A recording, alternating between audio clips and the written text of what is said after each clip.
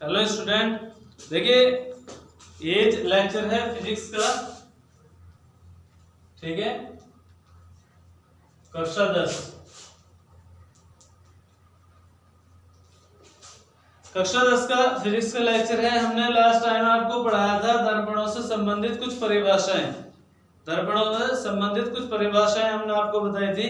अब आता है दर्पणों में प्रतिबिंब बनने के नियम। दर्पणों में प्रतिबिंब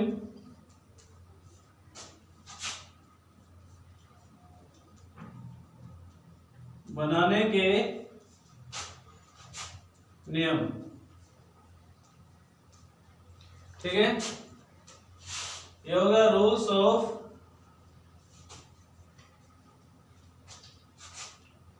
ऑफ फॉर्मेशन ऑफ इमेज।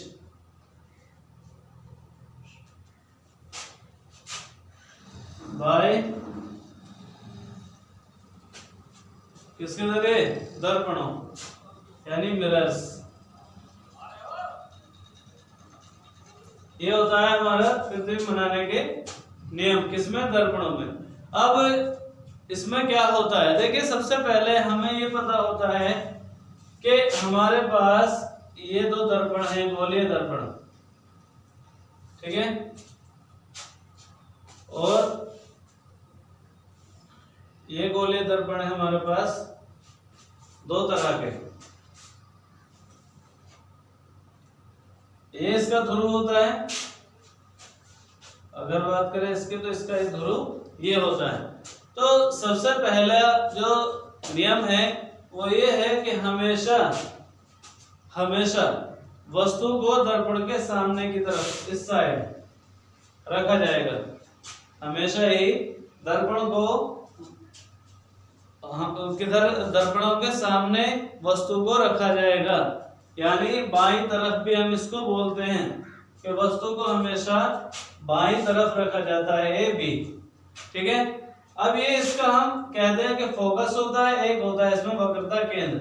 और ये बात ध्यान रखना कि ये दूरी जो है, इस पूरी दूरी की यहाँ से लेके यहाँ तक दूरी जो है उसकी आधी होती है। यही कह सकते हो ये दोनों दूरियां आपस में बराबर होती हैं, P से F तक और F से C तक। ये दोनों दूरी आपस में बराबर होती हैं। ठीक है, हमने यहाँ वस्तु रखी है ए बी, लेफ्ट साइड यानी दर्पण के सामने की साइड में, बाईं तरफ लेफ्ट साइड में हम वस्तु को रखते हैं। इसका फोकस कहाँ होता है? यहाँ होता है इधर, और इसका वक्रता केंद्र सी यहाँ होता है। ठीक है, अब बात करें, पहला नियम ये हो गया। दूसरा नियम ये होता है कि वस्तु से जो प्रकाश किरणें चलती हैं, वस्तु से जो प्रकाश किरणें चलती हैं, तो कम से कम दो प्रकाश किरणें दिखानी जरूरी हैं। कम से कम दो प्रकाश किरणें दिखाना जरूरी है, क्योंकि दो प्रकाश किरणों की सहायता से ही हम क्या बना सकते हैं? प्रतिबिंब बना सकते हैं। कम से कम दो प्रकाश किरणें दिखाना जरूरी है। एक से कभी भी प्रतिबिंब हम नहीं दिखा सकते कि कहाँ बना है, कैसा बना, लेकिन दो प्रकाश किरणों की सहायता से हम दिखा सकते हैं कि प्रतिबिंब कहाँ बना है या कैसा बना है। अब अगर हम बात करें आगे, तीसरा नंबर यह होता है कि मुख्य अक्ष के समांतर जो प्रकाश किरणें चलती हैं, ये मुख्य अक्ष के समांतर जो प्रकाश किरणें चलती हैं वो हमेशा ही फोकस से होकर जाती है, सदैव फोकस से ही होकर जाएगी। जो भी प्रकाश किरण मुख्य अक्ष के समांतर जाए उसे हम फोकस से गुजारते हैं, या ऐसा लगता है कि फोकस से चलती हुई प्रतीत होती है। जो ये इधर को रिफ्लेक्शन होता है वो किसकी सीध में होता है? फोकस की। अगर हम पीछे बढ़ा के इस तरह देखें तो वो हमारा किसे कहाँ दिखाई देता है? जैसे ये फोकस से जा रही हो, इस तरह हमें दिखता है। ठीक है, नेक्स्ट ये होता है कि वक्रता केंद्र, जो हमारा ये वक्रता केंद्र होता है, ये वाला पॉइंट, वक्रता केंद्र ये वाला पॉइंट, यानी वक्रता केंद्र से होकर जो प्रकाश किरण जाती है, और या ये कहें कि वक्रता के केंद्र की ओर जो प्रकाश किरण जाती है वो हमेशा ही परावर्तन के बाद उसी मार्ग पर वापस लौट जाती है, जैसे आई थी बिल्कुल वैसे ही वापस लौट जाती है। ये जैसे जा रही थी, जा रही कहाँ थी वक्रता केंद्र पर, लेकिन दर्पण से परावर्तन होगा और वापस उसी मार्ग पर लौट जाती है।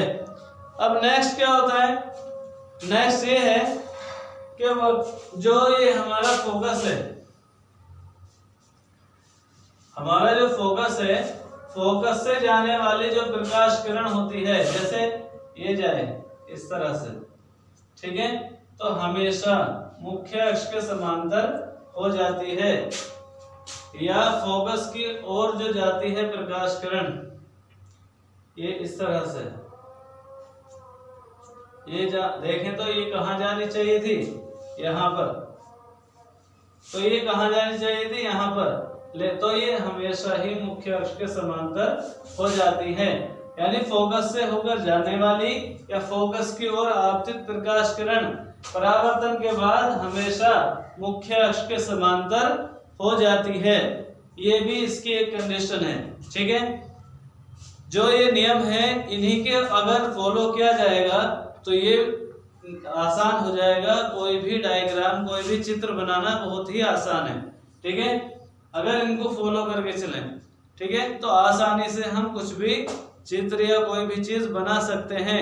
बस हमें ये पता होना चाहिए कि हमने वस्तु को कहाँ पर रखा है, वस्तु को कहाँ रखा है, उसी के आधार पर हम प्रकाश किरणें खींच देते हैं। और जैसे जैसे ये नियम बताते हैं उसी तरह अगर प्रकाश किरण खींची जाए तो हमें आसानी से पता चल जाता है कि प्रतिबिंब कहाँ बनेगा, कैसा बनेगा, ठीक है। अब नेक्स्ट आगे बात करें अगर हम, तो दर्पण से, जो ये दर्पण है हमारा, इसके बाईं ओर की, इस साइड की, इस दर्पण के बाईं साइड की अगर इधर की दूरियां नापें, ये वाली दूरियां जो हैं या ये वाली दूरियां जो है यहाँ, वो अगर हम नापें तो हमेशा ऋणात्मक होती हैं, ऋणात्मक माइनस की होती हैं, ठीक है। और अगर दर्पण से राइट साइड की, इधर साइड की, इस दर्पण से भी इधर साइड की दूरियां हम नापें तो वो धनात्मक होती हैं, यानी पॉजिटिव होती हैं, प्लस होती हैं, ठीक है। और अगर हम बात करें इस मुख्य अक्ष के ऊपर, इस मुख्य अक्ष के ऊपर इधर जो इससे ऊपर की ओर दूरियां नापी जाएंगी वो हमेशा प्लस होती हैं, धनात्मक होती हैं, पॉजिटिव होती हैं। और इसके नीचे की जो दूरियां होती हैं इस मुख्य अक्ष के नीचे की, वो हमेशा माइनस की होती हैं और निगेटिव होती हैं, या कह सकते हैं ऋणात्मक होती हैं। आज के लिए इतना ही, बाकी आपको नेक्स्ट लेक्चर में पढ़ाया जाएगा।